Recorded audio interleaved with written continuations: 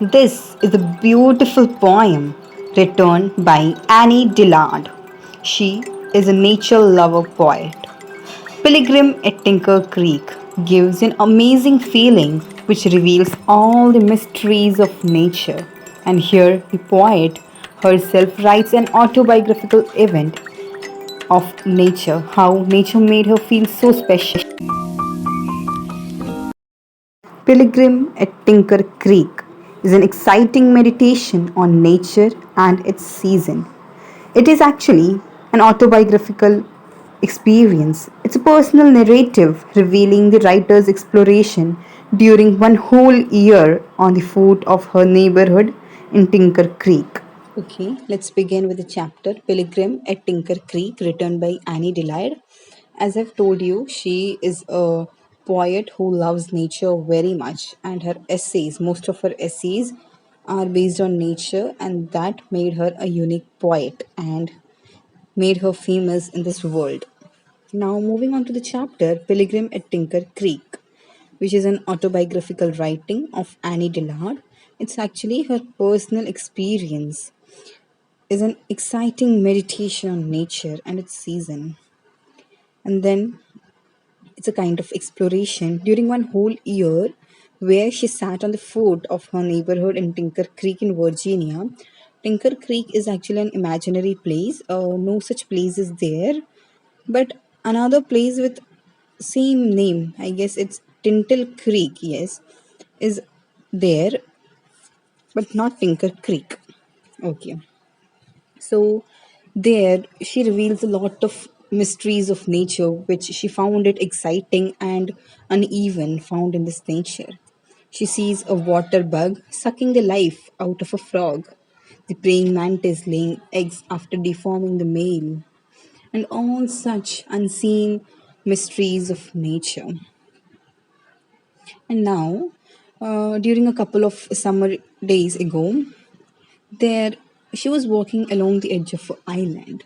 There, she was walking from side of water, and mainly she loves to scare frog, and that was her main intention to walk by the side of waters. There she sees a frog which was exactly 4 feet away from her. Now, for her, it seemed like a diagram in any biology textbook because it was not a proper kind of sitting shown by that frog. It was half sunk in the water and half above the water. So she compares that particular sight of the frog, which she sees there, to a diagram of an amphibia, schematic diagram of amphibia. Okay, then suddenly she notices something.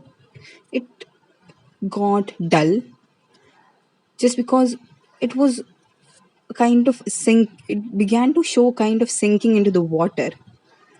When she sees it, the frog, she describes the frog with a very small frog with dull and wide eyes. But suddenly, when she notices something, she found he was slowly crumbled and began to sag. Sag means sink. The spirit from the eyes was snuffed. His skin emptied and drooped. His very skull seemed to collapse and settle like a kicked tent. Okay. So she says, she compares the skull of the frog with that of a kicked tent, just like a triangular tent which is built on a ground. When you suddenly kick it, what happens? It just uh, destroys and collapses on the ground, just like a cloth piece fallen down. The same way, the frog's skull began to deflate on the ground in the water. Sorry, he was shrinking before my eyes like a deflating football. Again, she compares that frog with that of a football, just like a punctured football, how it looks like. The same sight was being seen in front of her, of that of a frog. I watched the taut, glistening eyes on his shoulders rust and rumple and fall. Soon part of his skin formless as I prickled balloon, laying in floating folds like bright scum on top of the water. Finally, the frog was totally deformed, and then only thing which was left was the skin, which was just like the cloth spread over the water, and the same thing that the skin of the frog was lying as a bright scum on top of the water. It was really a monstrous and terrifying thing for the writer. Suddenly, what she notices is an oval shadow behind the frog. It was nothing else than the giant water bug. Again, in the very next paragraph, she explains how the giant water bug has killed the frog, has taken away the life of that particular creature. Now, she's given a brief introduction about the giant water bug, which is an enormous, heavy bodied brown bug. Now, it mainly feeds on insects, tadpoles, fishes, and frogs. And then when she says about its four legs, which are mighty and hooked inward in the sense they are curved backward, and with the help of these four limbs, it hugs the prey tightly and injects its poisonous fluid through the bite which it makes on the body of that prey, so that only bite can destroy or kill that particular creature.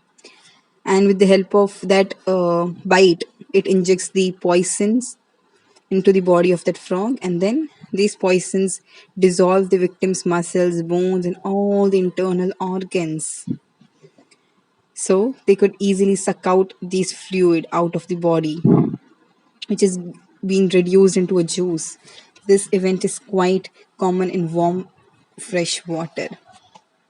So this is all about how she notices the killing of a frog by a giant water bug, and many such carnivore animals devour their prey live. She again says about the ants, which don't even have to catch their prey.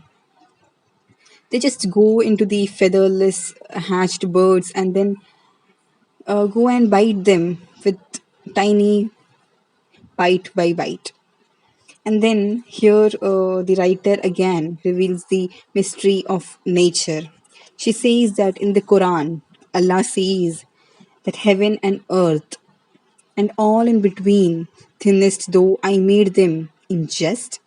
So Quran is a holy book of Muslims in which Allah has asked a question that whether I have made all that is the heaven, the earth, and all in between the heaven and earth. Do you think all these things are just a joke for you? So here Allah comes with such a question. Then again, the writer clears the Pascal and Einstein's concept on God. What Pascal and Einstein, which are the famous scientists of the science world, and again they come up with they also have their own concepts on God. So the writer, that is Annie Dillard, she says about what do Pascal and Einstein feel about God.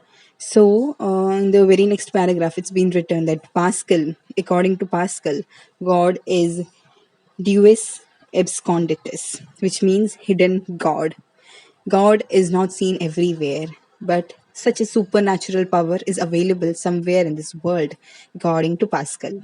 And in the very next page, according to Einstein, God is subtle but not malicious. He says that God might be not available or he's not seen everywhere. You can't analyze or describe God, but he's not malicious, he's not evil or destructive, but God is somewhere in this world. So this is all about this chapter. These are some of the main points or a summary of this chapter, and the particular notes of this chapter is also available, and I'll be putting the link in description from where you could find out all the notes of this chapter. And only thing is to note down all the points which I said, and then uh, write down the notes from the link which I'm putting it in the description box. Okay, so mainly questions asked from this chapter are from the text back exercises only, and then if you study all these question answers properly, you could, I guess, you could definitely answer all the questions from this chapter. Okay, very easy chapter in which Annie Dillard has very beautifully explained nature's secret and what she sees in Tinker Creek at Virginia. So thank you.